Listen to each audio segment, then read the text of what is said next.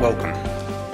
On behalf of the board, it's my great pleasure to welcome you all here today for our annual Inspiring Philanthropy event. And as we commence, I also would like to acknowledge the traditional owners of the land on which we meet today and pay my respects to their elders past and present. Preparing for today's event has given me time to reflect, and that has given me great pleasure, as I've been able to contemplate all the activities that the Foundation has undertaken in the past year and all that we have achieved. And what I see are those people here in the audience today, from our charitable fund holders such as Chris and Jim Lancashire, representing the Andrew James Lancashire Memorial Fund on their special day of memory, through to our Lord Mayor, the Honourable Robert Doyle, the #1 ticket holder for our great city, and as I know so well, the champion of many causes and communities and, in Melbourne, or the skilled academics who are here, with whom we have worked to better understand issues such as ageing in a multicultural society or developing Melbourne's first vital signs report. So welcome to Melanie and to Susan and all of the other researchers with whom we partner to make the world's most livable city livable for all. And of course, I can't open an event like this without recognising and thanking the people who donate so much time to the Foundation and its causes. My fellow board members, our expert grant panel advisors and the Lady Mayoresses Committee. And I'd also like to welcome and acknowledge our Giving Circle partners, Impact 100 and the Melbourne Women's Fund, and finally to all of our charitable partners with whom we're committed to promoting social inclusion and increasing life opportunities for all, particularly in our impact areas of homelessness, ageing, young people and food security. Thank you all for celebrating with us today. The Lord Mayor's Charitable Foundation is focused on inspiring philanthropy, inspiring people to give, and also about making breathtaking, audacious and brave investments with the charities that aim to change the world. I hope today that you are inspired by the work of the Foundation, inspired to tell others, inspired to connect, and inspired to do more. I know we are. The Foundation seeks to work with the very best people and organisations in our city, and it struck me just how true that is when earlier this month I attended the Melbourne Awards. The Melbourne Awards are our city's highest accolade, celebrating the inspirational organisations and Melburnians who dedicate their time and energy for the benefit of our city. It is the outstanding achievements of these organisations and individuals whose passion and commitment makes Melbourne such a unique place to live, visit and do business. As I sat through the evening, what I saw and heard was a cavalcade of past and present people and organisations who have been or are supported by the Foundation. We were represented through the teacher at Melbourne Girls College who collected the individual prize for his contribution to environmental sustainability, a school with which we've had a long association, through finalists in every category such as Climart, Good Cycles and White Line, and culminating with the 2015 Melburnian of the Year, Brian Lipman, the CEO of Wintringham, another long-term partner of the Foundation. Of course, our work isn't done. We still have homeless people in our city. We still have people who go without food on a regular basis. We still have young people not achieving their full potential.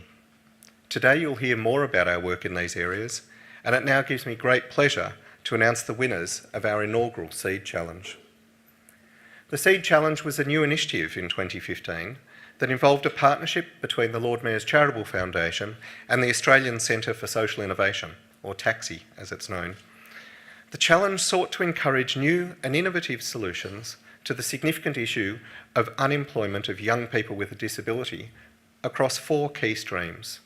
And they are providing meaningful work experience opportunities, shifting employer and community attitudes, mentoring and offering peer support to enable young people to gain and maintain employment, and finally, increasing opportunities for self-employment or employment through social enterprise. Of the dozens of ideas that were submitted to the Seed Challenge, 7 were shortlisted, and these people and organisations were offered the opportunity to participate in a 2-day power-up workshop with TAXI, followed by a pitch event at which organisations pitched their ideas to the judging panel. And it now gives me great pleasure to announce the 3 winners of this inaugural Seed Challenge. And they are Disability Advocacy and Information Service for their project Employment Circles of Support, And this project is targeted towards young people with a disability who are preparing to leave school and enter the workforce. Research shows that relationships and support networks are vital when young people with disabilities are seeking work, and employment circles of support will involve a project officer facilitating the formation of a circle around a young person comprising of supportive people from the local community, and this may include family members, friends, mentors and local business representatives. This grassroots, community-based approach aims to support a young person's career pathway over an extended period, helping them to achieve their goals and aspirations. The second of the three winners that I announced today is Melba Support Services for their work, Good Food Creates Good Jobs. And Melba Support Services will be working in partnership with Tasty As Catering and Knoxbrook Nursery. Melba Support Services will seek to remove the barriers to the food, hospitality and horticultural industries that young people with a disability often experience.